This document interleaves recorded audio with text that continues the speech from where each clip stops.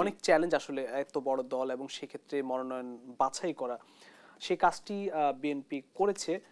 তাদের মধ্যে আপনাদের দলের কিছু কিছু প্রার্থী বা কেউ কেউ আসলে বঞ্চিত হয়েছেন, তাদের ক্ষোভ আমরা লক্ষ্য করেছি, রাস্তা অবরোধ করার মতো ঘটনা দেখেছি। এইসব ক্ষোভ আসলে কিভাবে দল সামলাবে? এটা কিন্তু ক্ষোভটা একটু স্বাভাবিক। মানে অনেকদিন থেকে যারা কাজ করছে একই জায়গায় একই রকম কাজ করেছে, দু একটা জায়গায় ভুল হতে পারে, ভুল ত্রুটি থাকতেই পারে। কিন্তু আমার মনে হয় যে তারেক রহমান সাহেবের বক্তব্যের পর তিনি একটা গল্প বলেছিলেন আর কি, যে গল্পটা যদি আমি ছোট্ট করে আপনি অনুমতি দেন বলতে পারি আমি। তিনি আমাদের সেই সকল প্রার্থীদের সামনে সেই বক্তব্যটা বলেছিলেন যে ধরেন একটা শিশু দুইজন মা দাবি করছে যে আমার ছেলে, আমার বাচ্চাটাই আমার।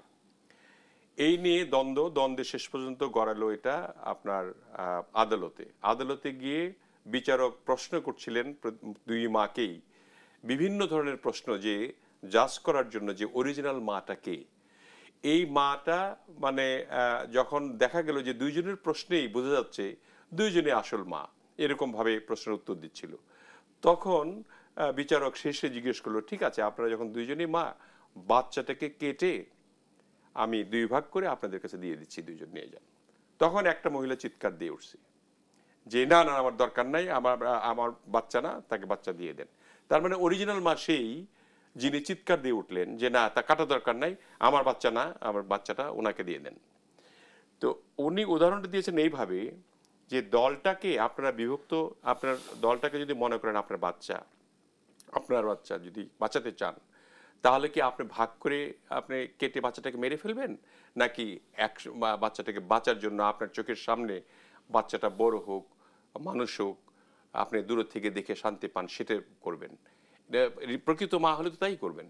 তো সেইভাবে কিন্তু আমাদেরকে অনেককে বুঝিয়েছেন এবং আমাদের অনেকেই আবেগে আপ্লুত হয়ে কেঁদেও দিয়েছেন অনেকেই। এই দলটাকে শহীদ রাষ্ট্রপতি জিয়া রহমানের এই দল, বেগম খালেদা জিয়ার কত অবদান, দেশনেত্রী বেগম খালেদা জিয়ার অবদান সম্বন্ধে বললে তো শেষ করা যাবে না বলে। আর আমাদের জনাব তারেক রহমানের যে অত্যাচার অবিচার তার প্রতি করা হয়েছে, এত কিছু তার বিরুদ্ধে অপপ্রচার করা হয়েছিল, তাকে 17 বছর 18 বছর থেকে বিদেশে দিন যাপন করতে হচ্ছে এখনো।